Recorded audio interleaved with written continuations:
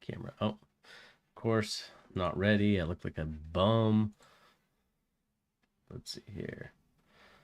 Do apologize to the people tuning in right now. This is just some bummy Minchcaster behavior right now. Let's see here. This is what I want. Alrighty. Sure you guys let that mic check.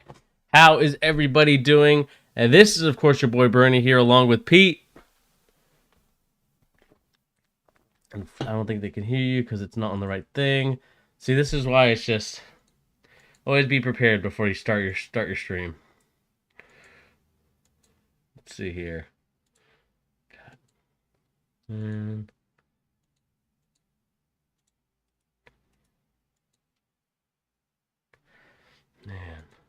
just I'm slacking today. I'm slacking.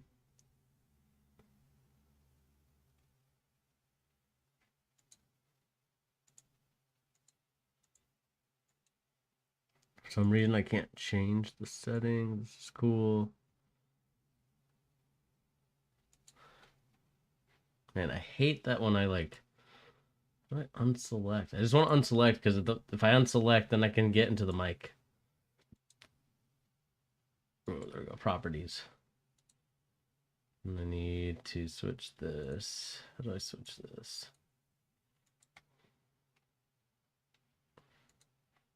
All right. Can you talk, Pete?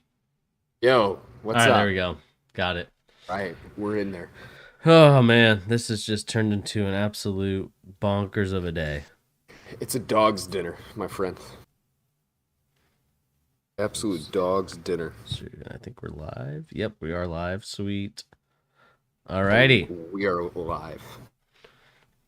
Alrighty, welcome everybody. We'll do that again. It takes us 2 minutes, maybe a little bit longer than that. But how is everybody doing? This is, of course, your boy Bernie here along with Pete. Oh, what's up, people? And today, guys, we got ourselves kind of I would say a chill, but also some little news that could potentially be big news going into the future when it comes to this NBA stuff. So please tune in, sit back, kick back, have your favorite bevy. I got myself a Celsius, and we're just going to talk some basketball today. This is going to be some great news. We're going to talk a lot about the Knicks today. I think the Knicks have some breaking news that we should talk about. Concerning Kemba Walker, of course, out for the rest of the season. We've, of course, got Tom Thibodeau on the hot seat, apparently, according to some sources. We also have Darius Garland with some back injuries that could potentially be brutal for the Cavaliers' playoff hopes in terms of making a run this year. And then we just also got James Harden making his debut on Friday. So me and Pete, we're going to make some predictions about how his offseason is going to look and all that stuff. And I think, Pete, you also have some topics as well. And just, whenever you want to chime in, Pete, maybe we'll put some in between some of these topics, and you'll lead the charge today. Yes, sir. Whenever I'm needed, I answer the call. That's what I am here for. Alrighty. So without further ado, we're going to start with our first story of today, and that is, of course, Kemba Walker and the Knicks have mutually agreed that he will miss the rest of the season and work on a trade in the offseason. So we know that Kemba Walker, since he joined the Celtics, then joined the Knicks, he hasn't been himself, right? We all know that he has struggled these last couple of years, and it has been really, it's really been some sad times. Whoops, did not mean to start that up. It's been some sad times, I would say, for Kemba Walker's career, just seeing that, he was once, one of those guys that was looked to as like one of the leaders and scorers in the league in terms of being a point guard. He was leading those I would say those Charlotte teams to some decent runs at times. And now we find out that he's going to miss the rest of the season. Pete, he didn't exactly have the right stuff going into the season. We know that he dropped him from the rotation. He only was averaging 11.7 points in his first 18 games and then returned in December following injuries and COVID-19 absences. And, hasn't been in the lineup since January. So, Pete, what do you think, man? It's a tough look, that's for sure. I mean, honestly, I hate to say it. I really hate to say it, but this is like the current guy that I would say. Sorry for my headphone movement. This is the guy I feel like in the league that's just gotten completely washed from injuries. I feel like he's right now is Blake Griffin, unfortunately. Yeah. It had to happen for the Knicks. Like as a Knicks fan, thank God he's not playing. Like he's Mm-hmm. terrible. Like defensively, he's negative 50. Like he's Yeah. so bad. And then even offensively, he just can't get anything to go in. Like he had that one game, I think he had a 40 night after coming up the first night he came back from being benched. I think he had a 40 piece that night. He Mm-hmm. was good. Like he looked like Right. Kemba from Charlotte. He was solid, but I just physically he just does not have that on a night in night out basis. So it's a tough look. And from the Knicks side of things, like what's the purpose of even having that guy as your backup, right? Like you have a backup in technically you have a bunch of backups in weird positions, right? But Mm-hmm. you have Derrick Rose coming back eventually, right? And we know Mm-hmm. how Tibbs feels about Derrick Rose. So Kemba is not taking the backup 6-man spot over D Rose, right? And I mean, honestly, the way that Tibbs likes to run this team with Alec Burks running the point guard so often, which is astounding to me Mm-hmm. still, right? But that's the way he likes to run it. Kemba, there's no spot for him, and there's Yeah. also no good in just cutting him either, right? The financial implications of cutting him is not good for anybody because Mm-hmm. really he's not going to get a better contract this season, so he might as well get paid.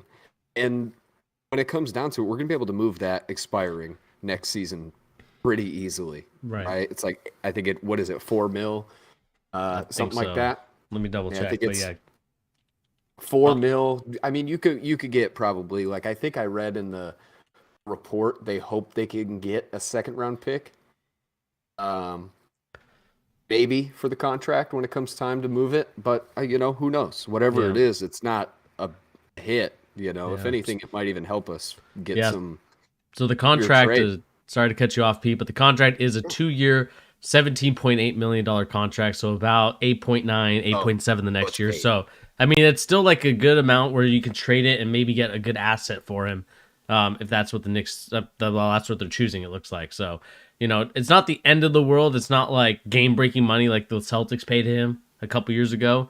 Yeah, no, But it's no, no. definitely, it's still a good chunk, I would say, for like making a move.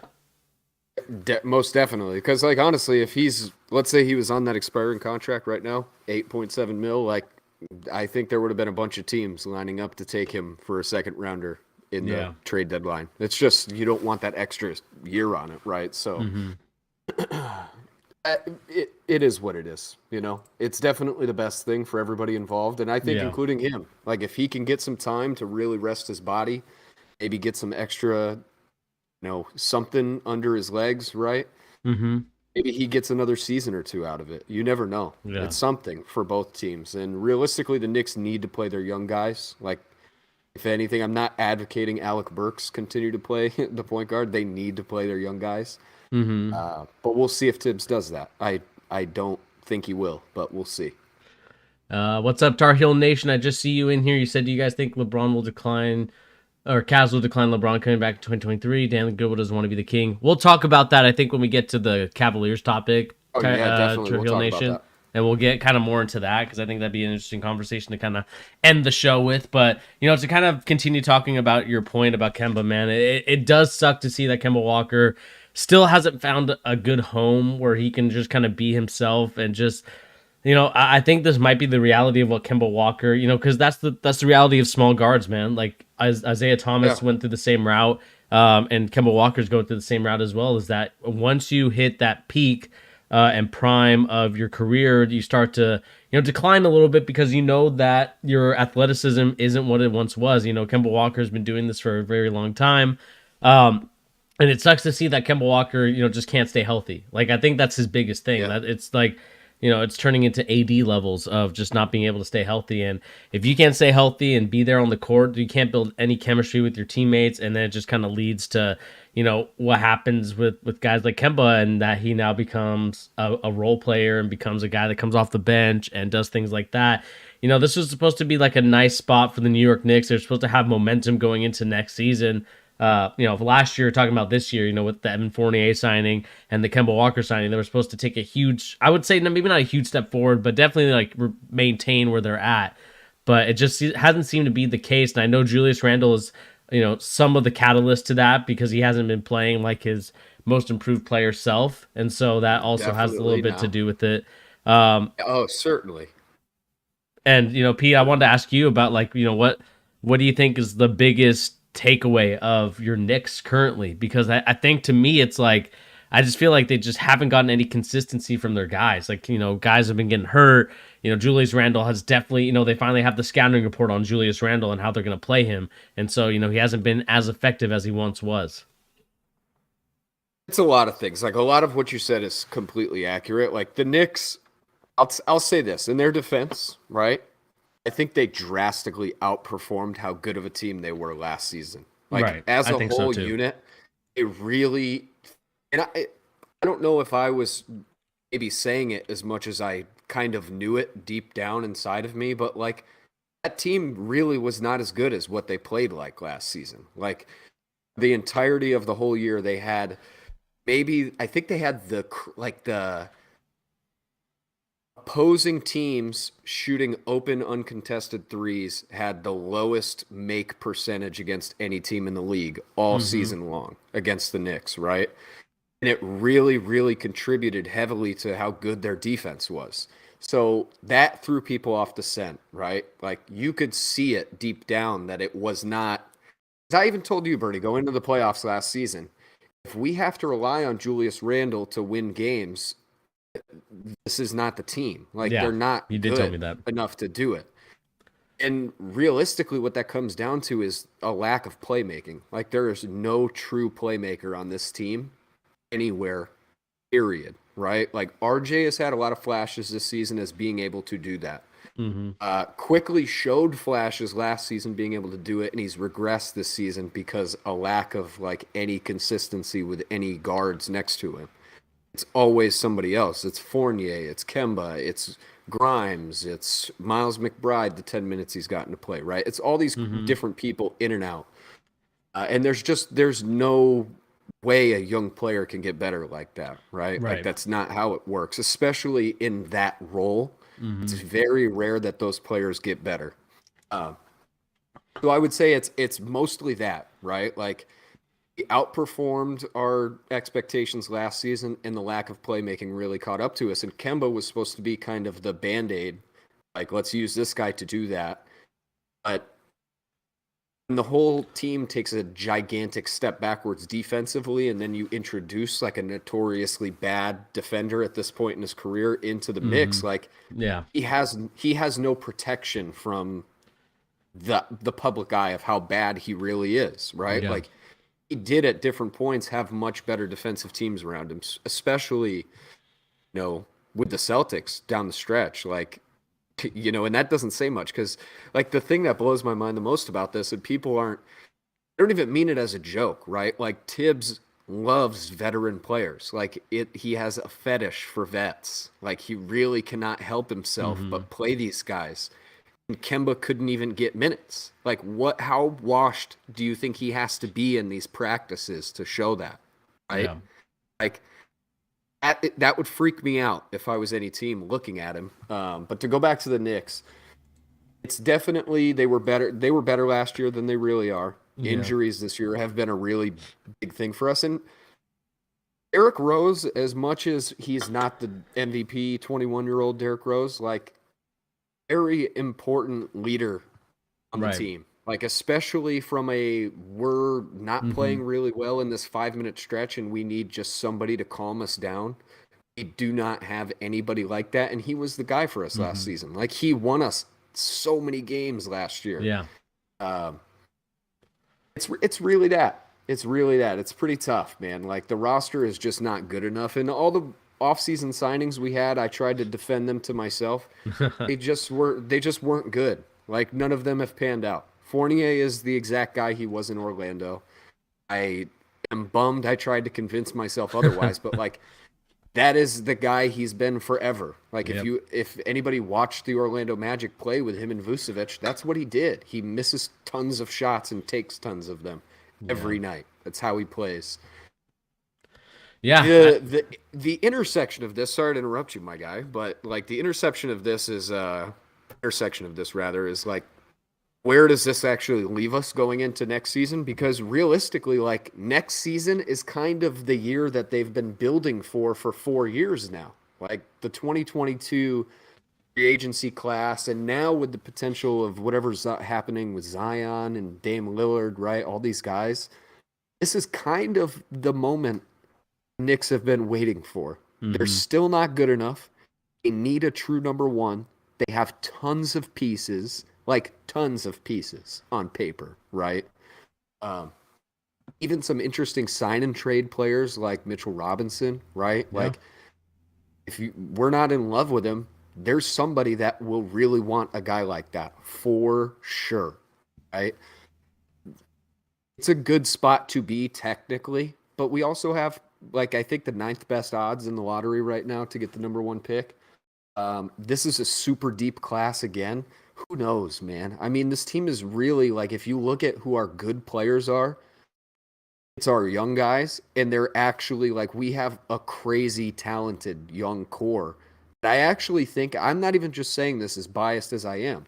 Like I'll be as harsh as I need to be with the Knicks. They need everybody to be honest with them as possible, right? Especially their fans. But our young core is really underrated, I think. Like if you look at how good they are, like Quentin Grimes right now in the last 4 games before the break, before the All-Star break, was averaging 15 a game on 50% from 3-point land, right? Like that's nice. And he's probably our best defender when he's on the court. So those two things in tandem, like that's the guy we just took at the end of the lottery, right? The same or the end of the first round, excuse me. We did that with Quickly last year. We did that with Mitchell Robinson the year before, 2 years before. RJ is turning out nice, right? Like Obi is great when he actually gets minutes. This team has all the pieces to be interesting. They just don't ever show that they're interesting. And I hear people say it all the time right now that they're the worst team in the league to watch on League Pass. I totally agree. They're miserable. Like when it's Taj Gibson and Julius Randle taking these shots, like, dude, it's miserable to watch. I agree. But pieces are there. I'm very interested to see what they're going to do the second half of the season.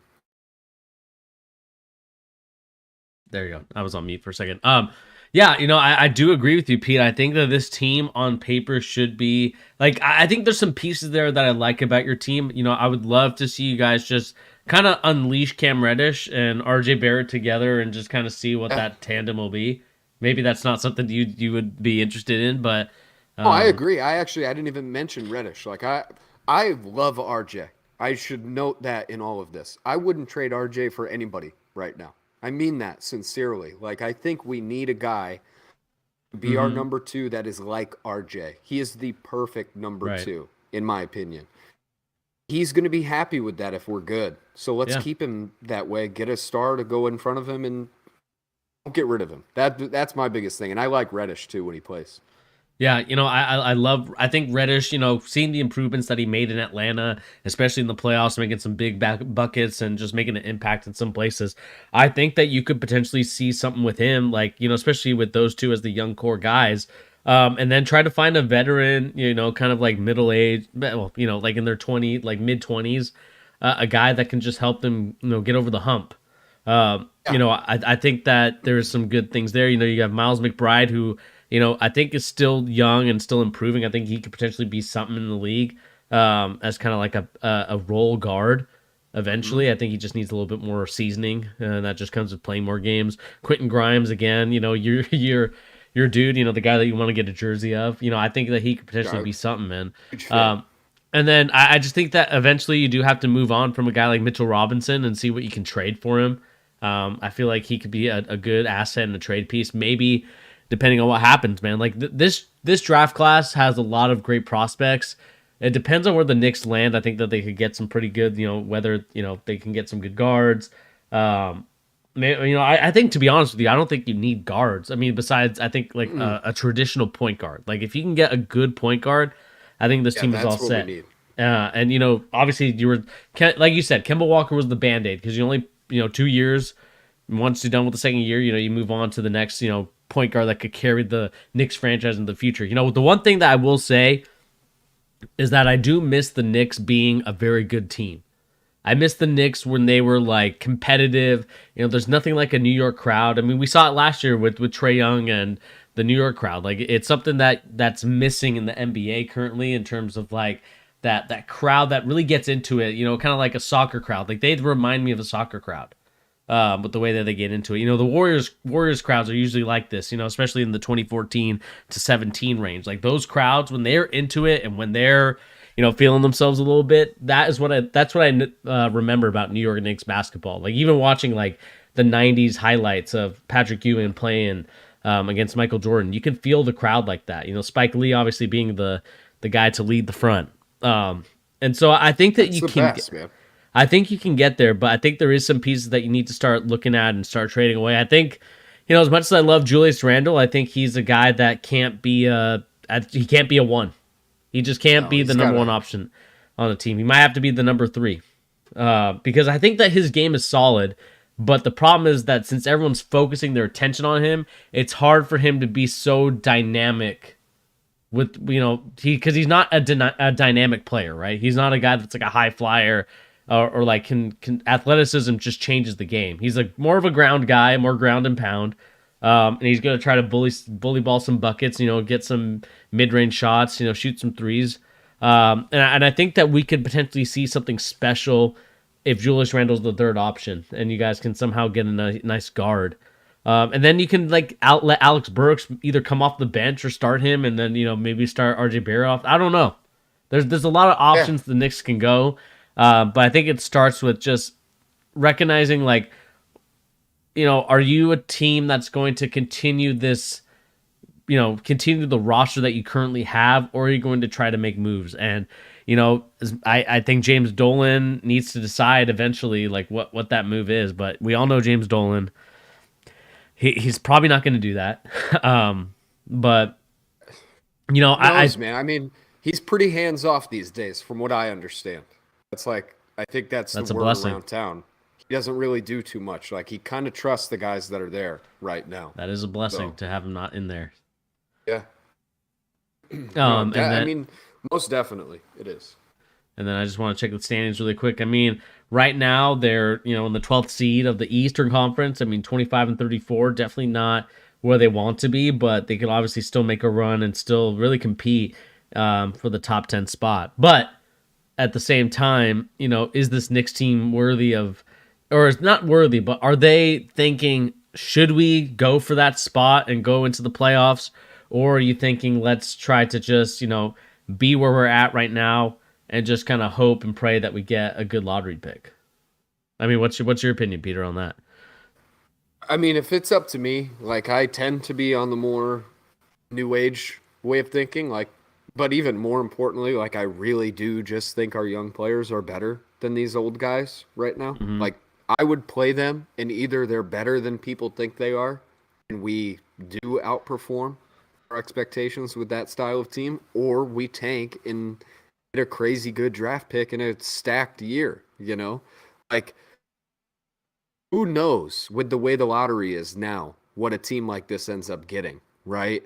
I'm not gonna I'm not gonna be the guy that gets my hopes up for a Knicks draft pick ever. We get the 8 or 9 or 10 pick every single season, other than the one where we got RJ and Porzingis, right? You know how that panned out. Yeah. Like, I would not mind a high draft pick this year. Like, there's a couple guys that are special, like talent, I think. All right. Not only that, they fit our team super well. Like you can't tell me that Chet Holmgren wouldn't look nice in a Knicks uniform, right? But do you think that Like, he'll fall there? That's the question. I mean, probably not. I'm more saying, like, who knows how bad we could be for the rest of the season, Yeah. right? Like, if we play these young guys just to get them minutes, be bad, right? Who knows if we get the fifth lottery odds if we don't end up with 3 or 4, 2, whatever it is, right? Like, it happens most seasons. Some team get that spot, right? So it's never us. Why not just try and be low and see what happens, or even take that number 5 pick and trade that. It's something else to go get a guy. Maybe that's what gets Zion, right? Yeah. Who knows? But I like the top of this draft as far as fits for the Knicks, excuse me. If you had to pick two people from this draft, like who are the two guys? Real like let's say let's say Chet Holmgren, Jabari Smith, Paulo out because they're probably going to be top three. I mean, you could potentially be top three, right? Depending on lottery odds and all that. But let's say like if you had to pick any other guy in this draft besides those three, who else on this list do you like as someone that you could potentially like be really excited about for your Knicks? I have one guy in particular that I really like that you guys could probably potentially get. It just depends on what happens and how everything shakes out. It's pretty tough. Like, there's a couple guys I do like Jaden Ivey. I do really like what I've seen from him. Dude's The got guy that bounce. the guy that does come to my mind, and this is an unconventional pick because I don't think he's even going to be allowed to be in this draft. And I'm totally not going to remember his name, but Scoot, do you know who I'm talking about? The kid that plays for Ignite? Scoot. Are you talking about You have to Jalen play in Duren? like the Oh, sorry, not Jalen nah, Duren. no, no, no. Are you talking Hold about on, here, let me pull up the Jaden Ignite's Hardy? roster. No, no, no, no, no, no. There's a kid on Ignite's roster right now that reclassified. He should be a senior in high school. They're saying that he's going to have to play another year in the Scoot Henderson? Scoot Henderson. So there's a lot of push in the league right now for Scoot Henderson to get moved up actually a year, like to allow him to move into the NBA a year early, right? He would be like the youngest NBA player in a long time if they do this. He is in the G League right now. He plays for Ignite with some other really talented players. Like who's on Ignite this year? I always forget who's on there other than this kid because Jaden Hardy, another yeah, guy. yeah. Jaden Hardy does look nice too. I like Jaden Hardy. But that being said, I like Scoot Henderson a lot. Like what I have seen, and albeit not very much, I heard about this kid a few months back, and I was very interested just based on like he has a lot of connections in the NBA already for how young he is. And there's a lot of people lobbying for this kid to get moved into this draft, like powerful people in the NBA trying to get the rules changed for this kid. The oligarchies. Um, The oligarchies of the I NBA. mean, yeah, I mean, even like I think KD was a person who has even talked about it publicly. But that being said, he's the type of guard like I don't know. I see a lot of Ja Morant like style of he could be that kind of culture building guard, and he's special athletically. He's not afraid to. Like he is better than I think everybody else on Ignite, and they have some guys who are going to go in the top 10. So. I don't know. I would want him if I could pick anybody unconventionally. If I had number one, I would take Banchero, though. You like Paulo? I really do. I really do. I think he is going to be an absolute menace in the league. Like right away. Like just it's the same way I felt about Mobley last season. Like physically, he's a man. Like there's not a lot of guys in the league as big as he is. And depending on situation he gets put into, like I can see him most definitely. He could be like almost a 20-point per game scorer in his first season, I think. Yeah, I mean the dude is 6'10" and 250, so He's a freak. He's a freak. He's got that. And the that one Giannis thing about build. him too is like he's not built big in the way that like Zion is built big, right? Yeah. Like Paolo, and this isn't even just speaking like with recency bias, right, about Zion. Like Zion, people have been scared about Zion's health since he was in high school. Because the way he's built is like it's so dynamic that there's not a lot of sturdiness, you don't feel like, for the long run, right? Like I don't get that vibe from Paolo at all. Like he is built sturdy. Like that guy looks like he's going to be good for a while. I would take him number one personally. Yeah. And that would be the only reason I would take him over Chet is just because of the build. Genuinely. We might have to do maybe when we're a little bit more prepared, maybe next week we should do something, Pete. Maybe next Saturday and just kind of do a little mock draft or just look at some guys and just kind of like see what guys are there, what guys aren't in terms of what teams should be looking at. But I think another guy you could look at, Pete, is AJ Griffin from Duke. This dude's been on an absolute tear right now. He's a young freshman. I think that's another guy that could potentially the Knicks could look at. I know that this mock draft I'm looking at right now has you guys taking Ty Washington, the point guard from Kentucky. But yeah, who knows? I am really big into the big guards right now. Like, your Tyrese Halliburtons, your LaMelo Balls, and I know those are rare to Yeah, have in the draft, and you would love to have those type of guys, but I think another guy that you could look at maybe is Johnny Davis, from yep, Wisconsin. I've like loved him a his lot. game so far. I know he's a sophomore and about to be 20 years old, but I still think he kind of fits that timeline that your team is on right now. And so I think there's a lot of things that currently the NBA, or like the Knicks could look at and go in different directions. Benedict Mathurin from Arizona, another kind of like 6'7" shooting guard. Could potentially take over Evan Fournier and be a better shooter than him, or maybe not better shooter, I should say, but Oh, he could be. was you too. I think your internet just cut out. Oh man, come on, internet, I'm plugged in. Am we good now? I can hear you totally. I Okay, don't know if the stream perfect. is back up though. Yep, yep, yep. Yeah, we're good. Okay. I think I can see it on. Yep, we're good. So yeah, like I said, Pete, I think that there's a lot of different directions that the Knicks can go in. I think that if you're looking for a point guard or even just any type of guard, I think that there's a lot of guards in this draft. Like you said, this is a very good class. This isn't one of these classes that's like it's only LaMelo Ball and Anthony Edwards, or what was it last year? What was it last year? Who was last year? All you're talking about this last one. It was Yeah, this. Jalen Green and what's his name, Cade. Oh yeah, Cade Cunningham. Like it's not one of these drafts where it's like those two guys. Maybe Mobley as well. Like there's four guys and then that's it. I think there's a lot of good solid role players. I think last year was a good draft. I think we kind of claimed that in last year's videos that we made. But I think this class is also another good. I think these next couple of classes are pretty good. Except I would say the 2023 one. I think it's a really like just top heavy class with Yeah, I Wembanyama and Amani Bates and all those guys. very much agree on that one. Like I haven't done a lot of research for 2023 just yet, but from what I've seen, yes. Unless Scoot Henderson is going to end up in that one, I would say he would be up there too for me. Yeah. Like genuinely, I'd put him in like my top like 6 prospects right Yeah. now. Like in of anybody who could be available in the next year or two. Mm-hmm. Um, yeah. That being said, like we're on an absolute tear of good talent coming into the league, right? Like Exactly. this is, I thought last year was stacked to the gills. I still do. Like, I mean, you even look down to like in the late tens, right? Like some of those dudes easily are rookie of the years most years. Josh Giddey, Franz Wagner. I mean, geez, like you could even look at some other guys too, right? Like there's a ton of them this Right. season. Exactly. Duarte, whoever, right?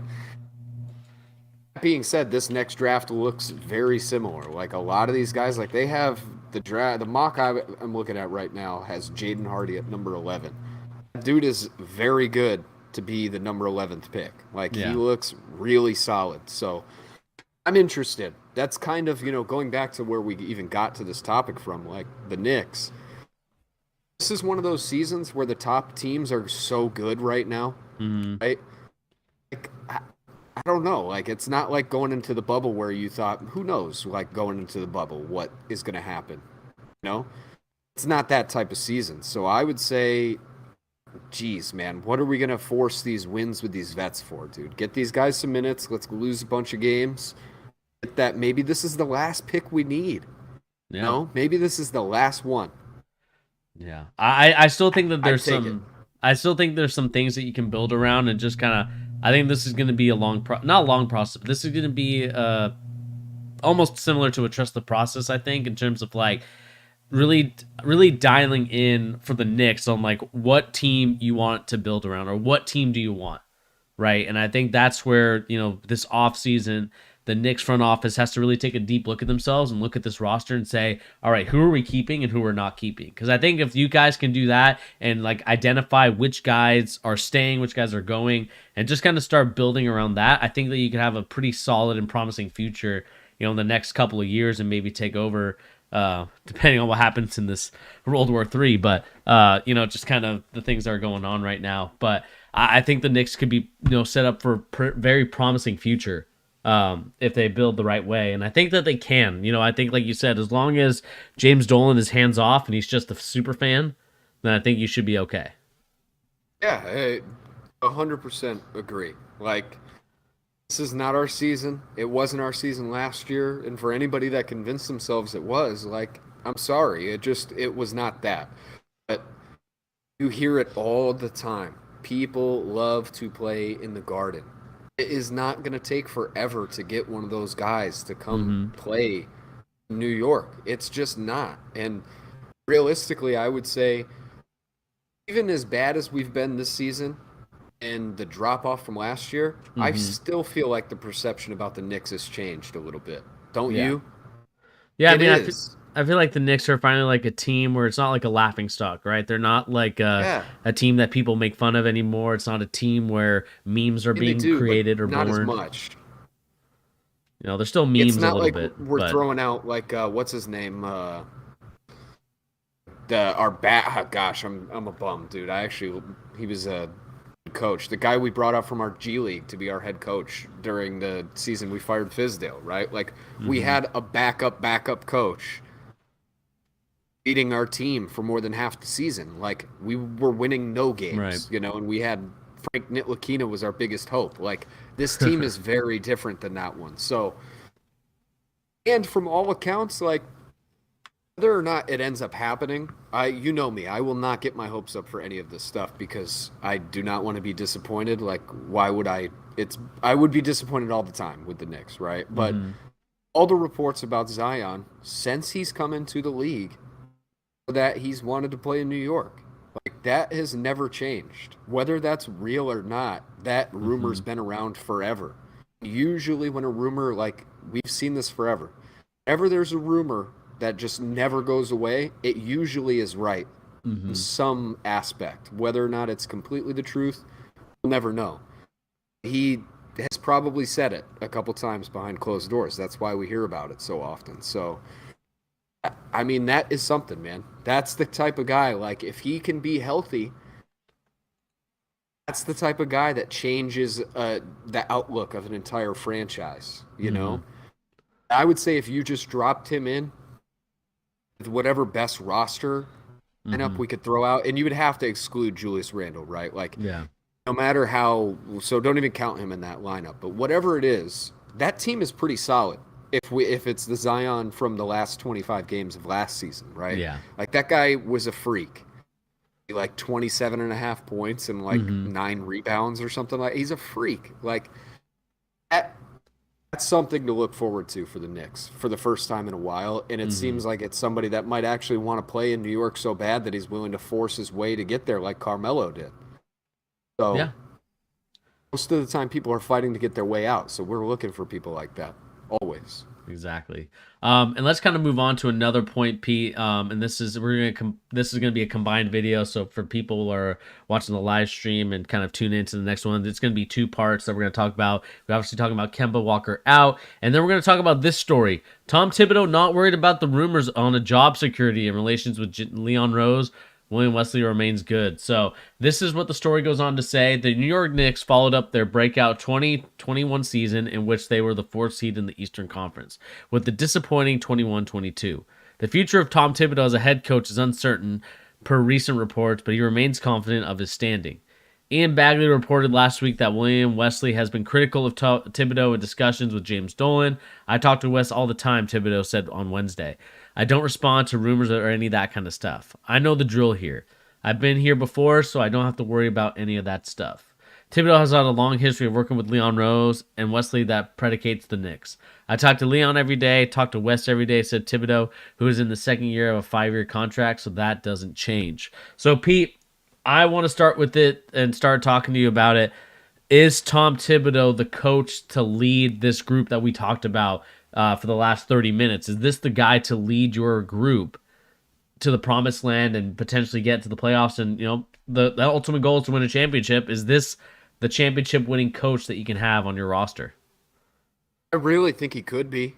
Like, genuinely. I mean that. Like, right now, he's definitely not doing a good job. Just Mm-hmm. 100%. Just doing bad, right? We cannot be playing Taj Gibson minutes right now. That doesn't even make any sense to anyone around the league. I know we like him. Love Taj as like a personality, right? He seems like a nice guy. He's always in the city doing things for people. Like, good for him, right? doesn't mean he should have minutes on the team right now, right? Mm-hmm. Especially over Obi, who's been very good when he plays. That being said, like I do think Tibbs in the right situation has shown like time and time again that he can get the best out of players. Like he really can under the right circumstances when the Mm-hmm. players respond well to it. Right. I would say that like it this season has been very unfair to Tibbs in a couple ways, right? One is what I mentioned earlier, the team was like outperforming itself like crazy last Yeah. season, right? Which, if anything, should be a credit to him because this is mostly the same team, right? So, like, credit to Tibbs for getting them to the fourth seed. They had one of the best defensive ratings in the league. It might even have been number one, if I remember correctly. They were great, you know? Mm-hmm. That being said, they did outperform, and he was the coach both seasons, so it's going to look bad on him. But he also should get credit for last season. It's the same team, you know. Yeah. Um, but Julius Randle's drop off has been so drastic. Like there's not much that you can expect Tibbs to do, and also he didn't make those offseason signings that haven't worked out.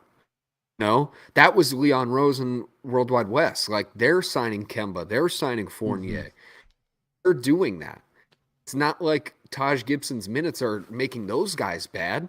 Mm-hmm. It's not his fault. So like I like Tibbs. I would keep Tibbs at least one more year.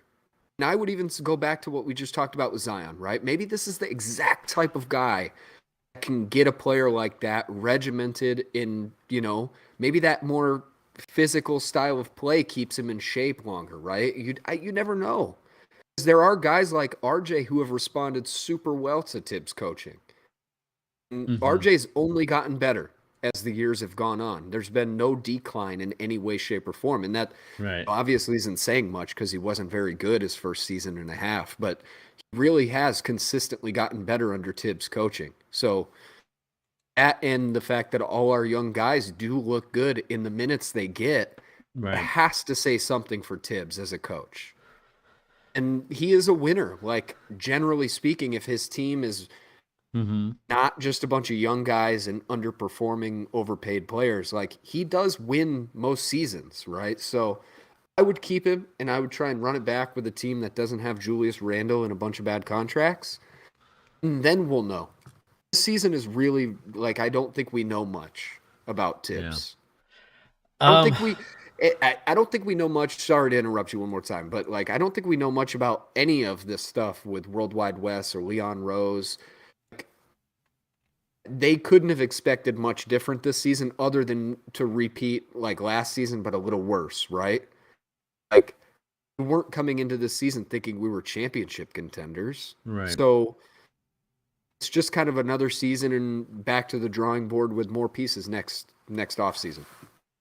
Yeah. See, the thing that I like, I'll disagree just a little bit on that and push back.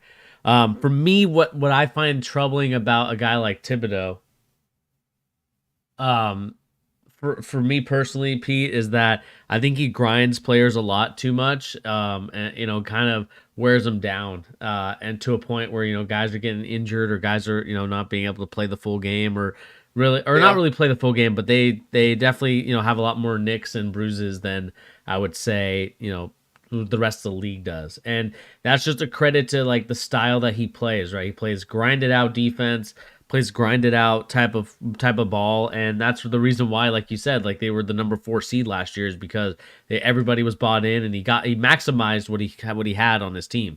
But I also think as much as we credit him, we also have to blame him in that sense as well because I think. Some of these injuries may have not happened to Kemba Walker. I mean, I know Kemba Walker's injury prone, so I'm not going to take that away from, put it past Kemba Walker getting hurt because of that. But that could be a potential leading factor into that. And I just think that you need a young coach to help guide this young team. Because I think as you get younger, especially if we're talking about draft picks that you're picking up and building around some of these young guys, Reddish, RJ, and then Yeah. potentially whatever pick you get for this top 10 or top 15. I think a young coach would actually really help this group and really get them going. Um, as much as I would love to, because I love Thibodeau. Thibodeau helped us win a championship back in 2008 for the Boston Celtics, and I really appreciate him Hmm. doing that for us. But again, at the same time, Pete, like I do think that a good dose of a young coach and maybe Thibodeau. I feel like Thibodeau should be a defensive coordinator, a defensive coach for a team because I think that that's kind of where his style and his type of regimen is where I think it fits best as an assistant. Like I think he has some good X's and O's in terms of like drawing up plays because obviously you guys did really well last year. He definitely does, but you're not wrong at all. But Like you're totally right. Like realistically, if he didn't have the ego that Tom Thibodeau has, right, which kind of is what makes him him, he would be perfect as a defensive coach for mhm, tons of teams. Like X's and O's defensively, he's about as good as it gets in the yeah, NBA right now. Like when he has good defensive players on his team, hmm they- they're one of the best defenses in the league every single season. So, yeah, no, and you're totally right about the injuries too. Like RJ's injury that he's been out with, that was because of Tibbs overplaying him, putting him back in the last 3 minutes of a game that we were already hmm down by like 20 points. Like that is his fault. We also don't know the conversations that him and RJ are having. yeah, Maybe RJ's asking for that. If he's asking for that because he wants to go out there and get better, guess what? I kind of don't disagree. Like maybe we need more of that. People saying, "Hey, I do want all the minutes I can get. yeah, I do want to get better," right? Because there's so many guys in the league that play the exact opposite of that nowadays. They're hmm looking to have nights off all the time. So part-time Hooper, that's the that's a culture thing, right? Like you look yeah, at the Heat. Like Spoelstra does not get the backlash about this type of stuff that other guys do. And mind you, his rotations are better, right? Spoelstra yeah, is a better coach in every way, shape, and form. So hmm don't take what I'm saying as any comparison directly. They do run intensely regimented, like physical training program, and they work those guys really hard. But you don't yeah, hear anything about that. But I think that's just because he wins all the time, right? yeah, Um, it's tough though, man. Like I like the culture part of it. I yeah, agree with you. Like if there's a young coach out there that is that type of guy, like that type of culture building coach, sure, maybe I would consider it, right? But I just didn't see that last off season necessarily, and I don't see it going into this off season. Like the coaching candidate wheel that's out there always. Like I don't know, none of it does as much for me.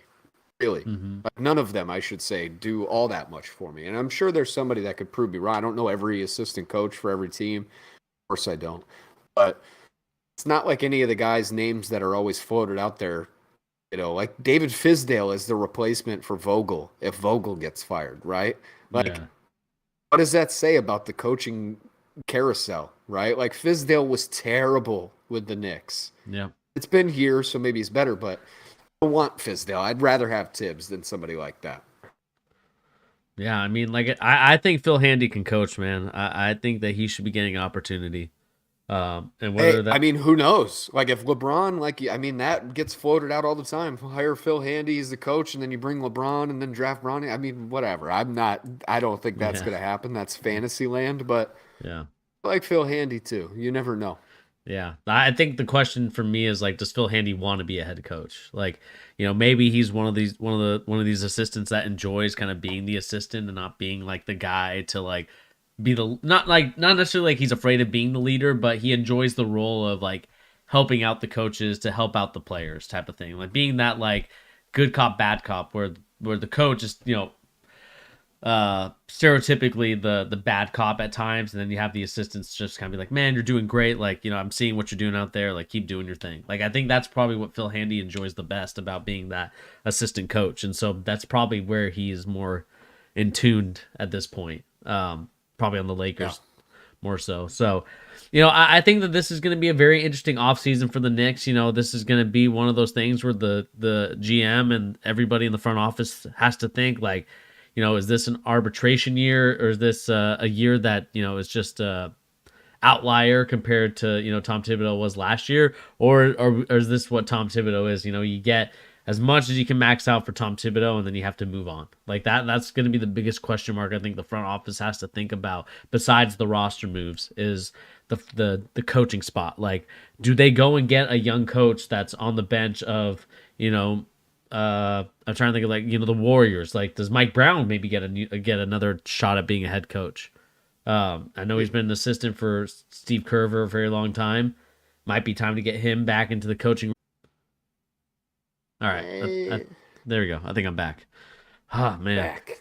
this I'm connected to the internet. This is kind of frustrating, but nevertheless, sorry for people watching this video. There's probably going to be this part where like you don't notice that the stream disconnects. So, um, but just kind of like continue on to the point, I think that there is coaches out there on some of these benches, whether it's the Denver bench, whether it's the Golden State bench.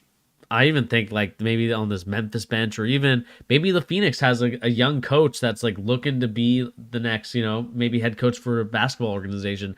I think that there's people out there. It's just about whether or not the Knicks feel that, like you said, Tom Thibodeau can, like, if they like that style, if they like the culture that Thibodeau brings, then they're probably going to keep him. But if they like, especially for these young guys, to have a coach where they, have someone that I would say helps them continue moving in the direction that they want to, then there might be something to look at. So we'll see, man. I think this is going to be a fun off season for the Knicks. I don't want to like poo on their season right now and say that it's over for them, but I think that It's pretty bad.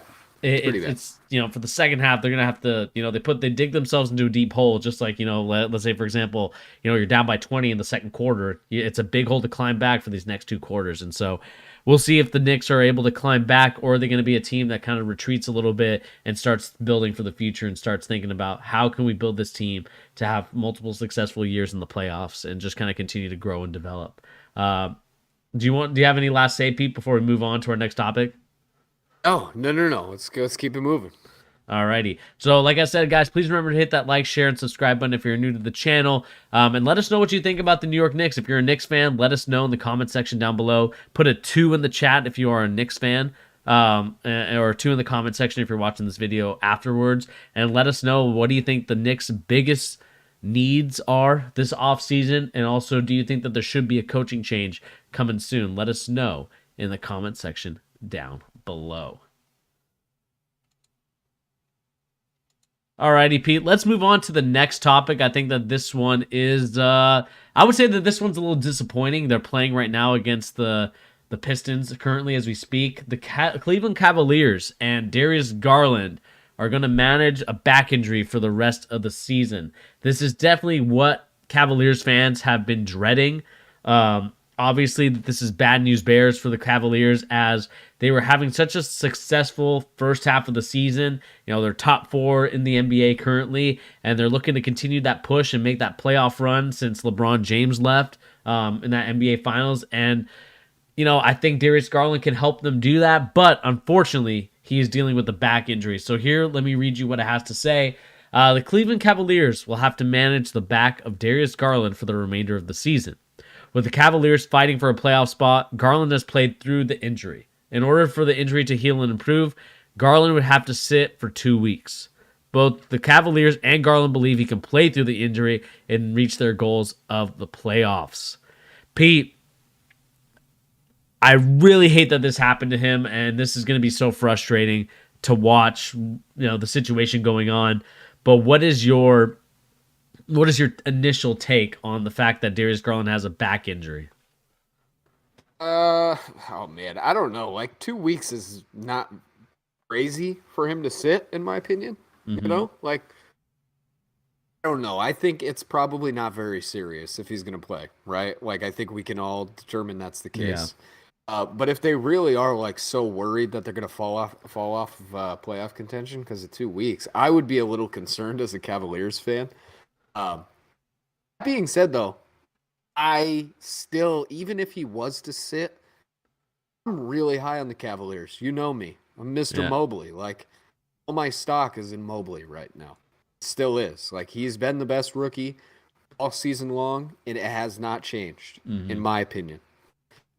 Jared Allen has also been incredibly good. I'm super happy for him that he ended up getting that All-Star nod as a replacement for KD, I believe.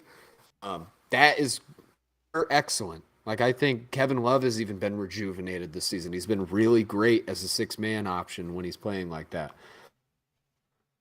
That being said, Darius Garland is the guy for this team right now, besides Jared Yeah. Allen. It's Jared Allen and Darius Garland. So if they want to contend, like I was saying recently in one of our streams, like I really do think a healthy Cavaliers team should worry some of these older East teams. I would be Hmm. concerned.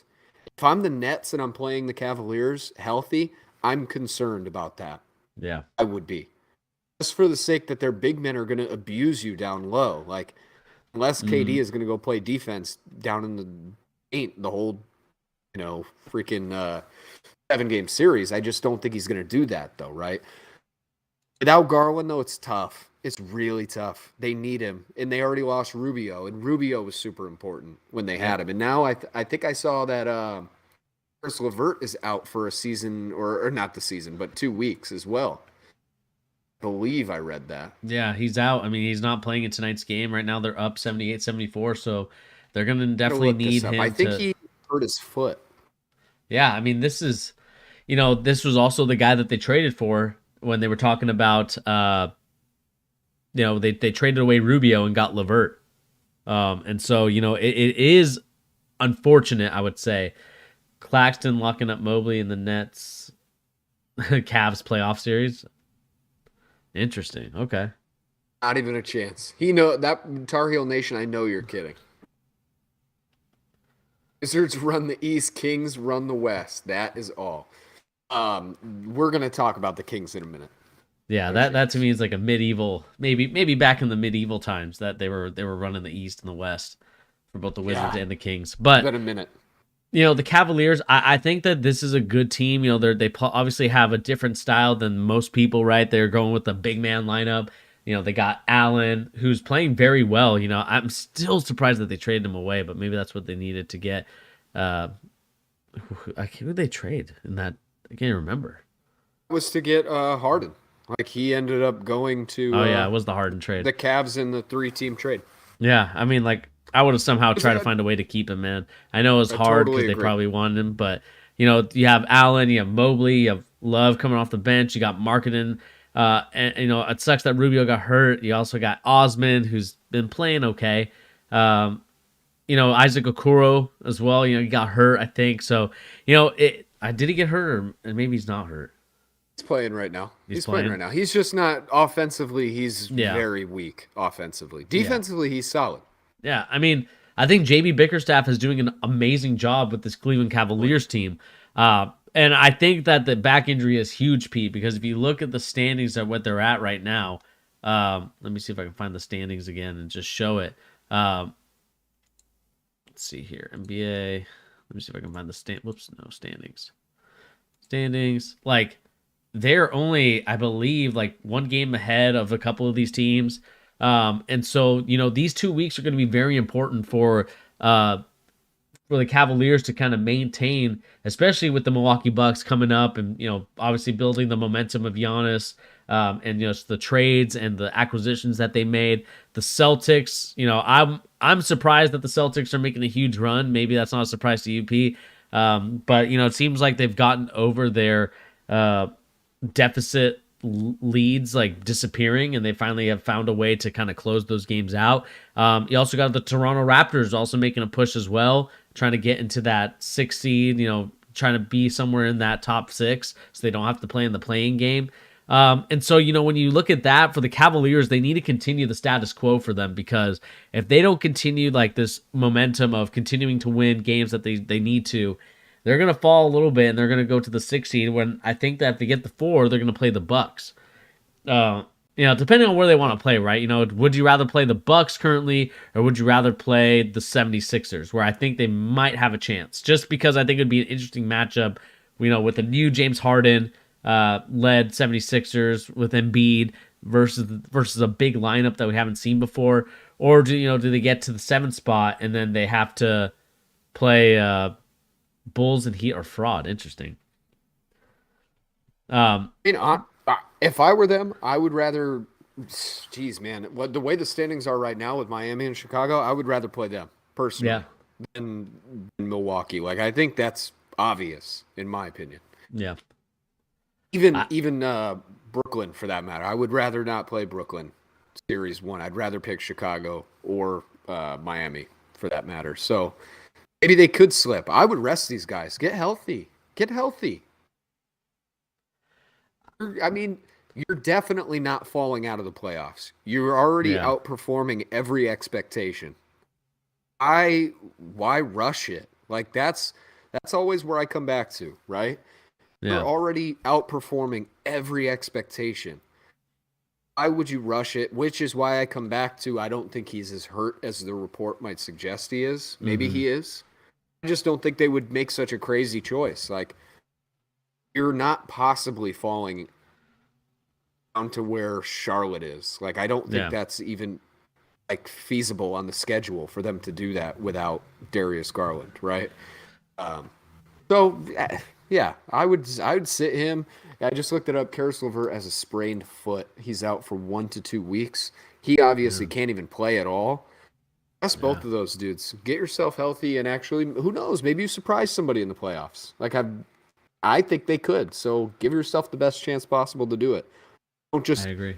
end up with the fourth seed, have an injured team, and get washed by Milwaukee and get swept series one. Yeah. Yeah, I mean, it'll be an interesting situation for the Cavaliers to kind of continue this momentum going into the second half of the season. Obviously, they start off by playing the Detroit Pistons. Um, and it's a tight game. I mean, 83-82 currently with 10 minutes left in the fourth. I mean, it's going to be a fun one to watch and see what goes on with them. Currently, Boston leading the Brooklyn Nets. Thank you. We got to keep that momentum, though. But, going back to the Cavaliers, sorry to sneak my Celtics in there. But the Cavaliers, I think what I'm seeing is that I think that if they can manage the back of Garland, I think that they can survive this wave of Milwaukee. Well, they can at least survive the wave of the Boston Celtics. I'm not so sure about the Milwaukee Bucks. I think the Milwaukee Bucks are just too good. And I think once they start picking up a little bit of momentum, they'll start challenging the top two teams. Like I think they can beat the Heat. They can beat the Bulls for sure. 76ers, I'm curious to see how they play when they have James Harden finally playing. We'll talk about James Harden obviously playing on Friday just a little bit, just to talk about what we expect from him. But I think this Cavaliers team can make a lot of noise in the playoffs, like you said, Pete, because their lineup is so dynamic, so different than anything we've seen before, right? It's long, it's lanky, and I think they play the offensive rebound game just as well as anybody. I think they also snag a lot of boards as well. So they are a very good team that I think could potentially be a dark horse in terms of making an upset in the playoffs. Now, can they win the NBA Finals? I think without a dynamic scorer like a Giannis or like any of those type of score, like Garland's a good scorer, but like he's more of a Nash type of player to me, where he's gonna set up his teammates more than he's going to be I would say like amazing scorer, or like someone that is like 25 to 30 points per game. Like I think he's gonna be a solid 20 and get his other guys involved. They just need to find a second guy to get them over the hump of that. And if they can get that, I think that they could be potentially on their way. But I I think that's mean, going to have to be next year the obvious candidate is LeBron next season if he wants to on come a back minimum. for like I'm telling you right now, if you just added him to the Cavs right now, they're my number one team in the league. Genuinely. Like, and I would say I think they could beat any team. Like not even a question to me with LeBron. Like that Hmm. 30 points per game that he can give you that he's doing right now. He wouldn't even need to play this bully ball center that he is really good at, right? He could just Yeah. stand out around the 3-point line and shoot. Like this is LeBron's best statistical 3-point season I think ever. I think it's only getting better the last few seasons, right? Um, yeah. I mean, I Oh would my just put god. him on the team. So I'm not What is laughing at you. this? I'm not laughing at you. I'm laughing at Sean's comment. Grizzlies 76ers final. Jaw gets his ring, but Brandon Clark wins finals MVP. Wow. Absolute scenes. Can't say it wouldn't be entertaining. I do kind of agree with what Sean just said that the Bulls and the Heat are frauds. I wouldn't say the Heat are as much frauds just because we know they can make it to the finals. We've seen it. Whatever you think about the bubble, they did do it. Yeah. It means something. So Chicago, I still don't believe in Chicago, to be totally honest with you. I think I if they're healthy, they're okay, but they just have seem to have a problem staying healthy. they can't do it, and I really think they need a power forward. Um, like Patrick Williams was the guy they needed, and they lost him for the whole season, unfortunately. So Yeah. that's pretty tough. Like his defense would have been crucial for them. But yeah, Cleveland's in an interesting spot where realistically, I think even staying in the spot they're in right now might be the worst outcome. Like I would not want to play Milwaukee out of any of those teams first. I would not want to, especially for the matchup Mm-hmm. reason. It's the one team that counters their greatest asset, which is their two bigs. Like Yeah. Giannis is gonna feast on that team. Yeah. And that is, I think, the world of Mobley and Jared Allen. Like Mm-hmm. he's gonna get his points. So the same thing with Embiid. I think the 76ers or Milwaukee or just anybody but them. That's what I would say if I'm Cleveland. So rest your guys, get healthy. Anybody but those two teams. Yeah, and I think, looking at this team and looking at the Cavaliers, I think that, let's go back to Tar Heel Nation's question. Do you think the Cavs will decline LeBron coming back? I don't think that they will. I think that they'll be welcoming of it. The only question that I have with it is, I could see them canceling it just because I think Dan Gilbert and LeBron James's relationship is so toxic. Like it's so maybe not toxic's the right word, but it's so beyond repair, I should say. That I think that those two dudes just hate each other. Like maybe not hate, but you can work with them, but like they're not friends. And I just don't think LeBron wants to go back to that situation. Doesn't want to go back to Dan Gilbert and play for him again. After the letter. I think the letter still irks him to this day, even though it's been, what, 14 years maybe? No. How long has it been? About 10 years maybe? 10, 12 Yeah, it's been years? like 10 years. Yeah. 10 years plus, right? So I just think that letter still irks him. I think it still frustrates him with the fact that Dan Gilbert sent out that letter. And so, I think from LeBron's perspective, I think it'd be hard for him to go back again. He's already won the championship. And I think that's the other thing too, Pete. Like, and I don't want to poo-poo any like LeBron James return, but I think the best moment for LeBron was winning that championship and then leaving after that. Because I think that's the memory that we'll remember most about LeBron James is winning that championship for Cleveland. Like being able to, against a stacked deck in the Golden State Warriors, be able to win a championship that was unlikely. I think Count a lot of people, 3-1 the only time. Yeah. and so I think that it would be maybe not foolish, but I think it would, it would ruin a good story for LeBron if he went there. And depending on what happens, yeah, are these other young guys ready to take that step up when LeBron gets there? There's the pressure of playing with LeBron, and See, but I don't know if those young guys are ready. the one caveat, though, is that it's the pressure of playing with LeBron, but with an end date attached, right? That's Mm-hmm. the difference. Like, he is getting very close past the, like, mind you, I think LeBron physically probably could play until he's 45, right? Like, he's built in a way that he could do that. It's not even a question to me if that's what he wanted to do. I just don't think that's the case. I Yeah. think he wants to break Kareem's record for most scoring titles or most points ever scored. Regular season specifically because he already has it. Right. He wants to get another ring, ideally, but I think that's kind of a secondary, hopefully, goal. Most importantly, he wants to play with Bronny, right? Whatever that ends up being, whenever that ends up happening, if it happens that he makes it to the league, Uh-huh. that's probably his last season, right? Unless it's some crazy team that they're on and they're stacked. Like, who knows? Maybe he'll just Yeah. try and get ring after ring, but I don't think that's going to happen.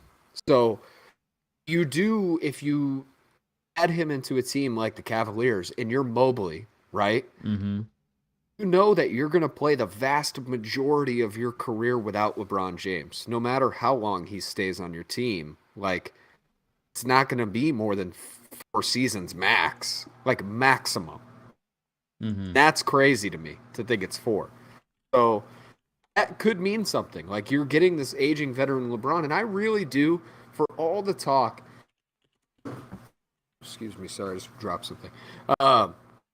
all the talk of LeBron, like not being able to hand the reins over, right? And not being able to play with young dudes, like I just don't think that's true in any way, shape, or form, You don't right? think so? No, I really don't. I think we've seen time and time again when there's a young player capable of playing to the level that LeBron plays at, they thrive in the role, and he does let up a bit when he needs to. Like, Mm-hmm. I think genuinely he wanted Anthony Davis to be that guy. I really do. I think he Yeah. wanted AD to be the guy that took over the mantle, and he was like not his backup, but like his wingman, right? Like this is us now. We're 1 and 2. We're 1A, 1B. And I really Mm-hmm. do think the same thing with Kyrie in 2015. Like same thing. He wanted Kyrie or 2014, whatever year it was. Like he wanted him to be that guy with him. So whenever that's said and done, like I don't see LeBron, the 40-year-old vet, say he does start to decline. I don't see him just torpedoing a team because he's old and selfish. I don't think that's the way LeBron has ever played. It's not about selfish to me. It's more so like the fact that we've seen him trade a guy like Andrew Wiggins away. Obviously, we know what Andrew Wiggins is now, right? But Yeah, but before you like that, the like difference in his career, right?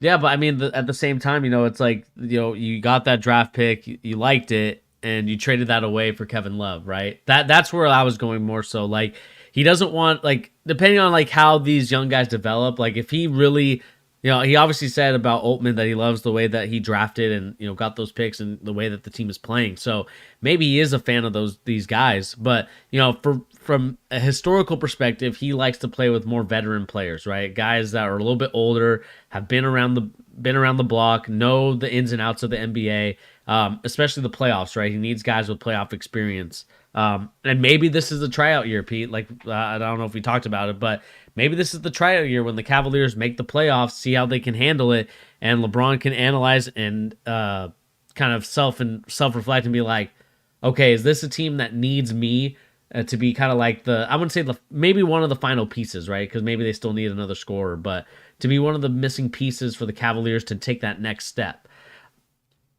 I could Yeah, see it, but I think at the end of the day, Braun is just waiting for whatever team drafts Bronny, and I think he's happy with the championships that he's won, and just looking for the next team where his son's going to play, and that's where I think his final landing spot's going to be. I don't think it's going to be one where he's going to go for a championship unless Bronny gets drafted to that team that's a championship winning organization, or maybe not organization, but has the chance to win the championship. yeah. I'd push back just a little bit. Like I think he has a desire to win. Like Mm-hmm. realistically, I don't think LeBron wants to sit around idly by. I really don't. I don't think he's content with his championships. I just don't get that vibe from him at all. I think maybe this is just the Stan in me talking. I am a gigantic LeBron fan. I will never lie. I'm The biased. Stan. Biased. I am. But I do think even when the haters take a step back and look, LeBron is like criminally unselfish for how good of a player he Mm-hmm. is. Historically, his whole career. He has anybody around him that I'm going to sound like I'm some dude on Twitter right now. I can't believe I'm going to say this, right? You But I reply am guy. going to say it. I'm going to say this. If there are players around LeBron that are worthy of him passing the ball to them, he always does it. Always. He's always done it his whole career. The only times he doesn't is when he has a bunch of scrubs on the team, you know? Mm-hmm. And we've seen it a couple times over the course of his career, but that seems to be the narrative about him as a basketball player, is that's what he is. That's just not true. Like, Mm-hmm. there's plenty of times in LeBron's career, and now I'm going to sound like a real just fanboy, but it's genuinely true. If he didn't pass the ball at such a high rate and with such quality, he genuinely could have scored like 40 points multiple seasons of his career. He could have Mm-hmm. if he wanted to, if he was just chasing numbers.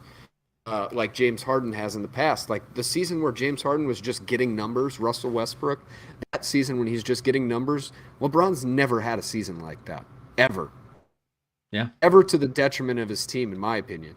So I would say, taking that into consideration, you have to think that LeBron smart and calculated as he is as a player, he never wants to put himself in a position to look foolish. I've never seen him do that in his whole career. So that being said, if he takes a step back and goes somewhere where, let's say it's the Cavaliers, and I think so highly of Mobley, right? Or what if it's Darius Garland? He goes there and says, wow, this guy is just better than me right now, physically. I don't see a universe in which he's so stubborn that he says, nah, I'm not going to do that. Yeah. I don't Yeah, I think mean, that's the case. we'll see, man. Like I said, I do like I said, I'm a LeBron stan as well. I think that he's one of the greatest players of all time to play the game. Whatever you think of his off the court stuff in terms of like the decision and stuff like that, that's to each their own, right? But I think he's one of the greatest to ever do it. And I think that, like you said, he's unselfish to a fault, and I think that he could do it on whatever team. I just think that at this point in his career, I think he's satisfied. Like, when a player kind of like I think Tom Brady, right? Like Tom Brady is a winner. He's looking for it, and he won that championship in Tampa Bay.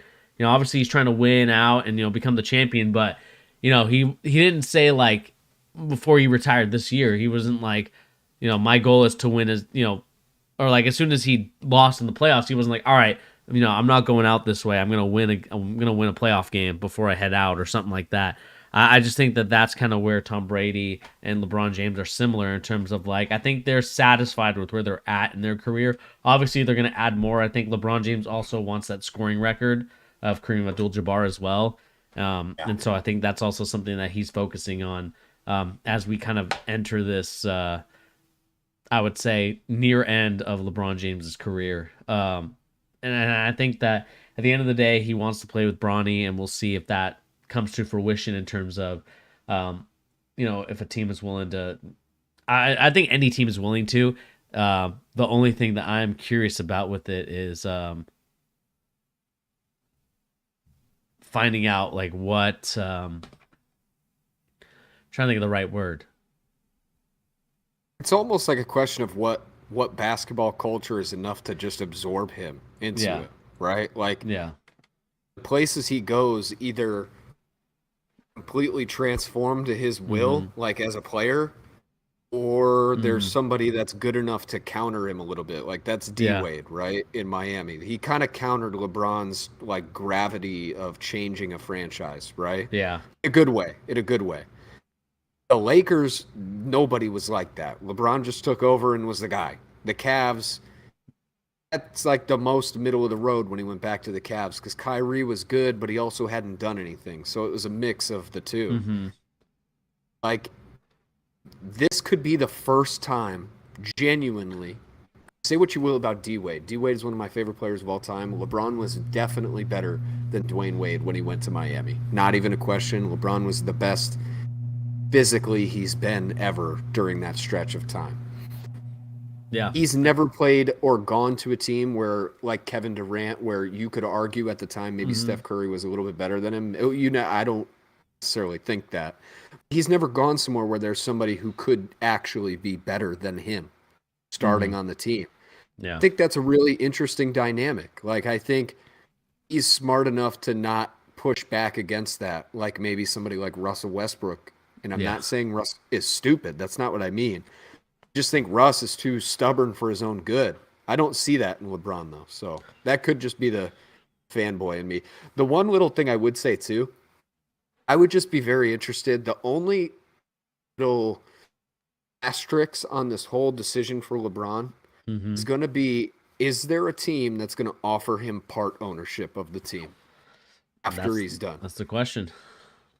If there's a team that does that, let's say it's just one team offers that and it's like a really nice amount, I think he's going there. I do. I think he's going to take that offer. Like he's said that literally his whole career. That's what he wants. He would do that in a second. And guess what? If he's a part-time owner, like in the back end, guess what he's going to do? He's going to go get Bronny, right? Like, there you go. Sounds like a good deal. I think that might happen too. That's my like sleeper option.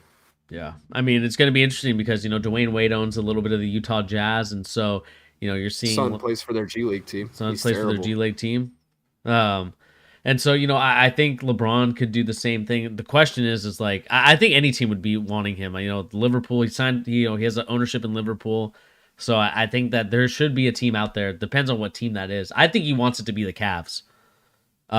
Ideally, yeah. And I said it a little bit a couple years ago. I said there might be a back deal to where LeBron James kind of gets to own the Cavs, and then Dan Gilbert gets to own the Pistons. Because I know that Dan Gilbert's originally from Detroit.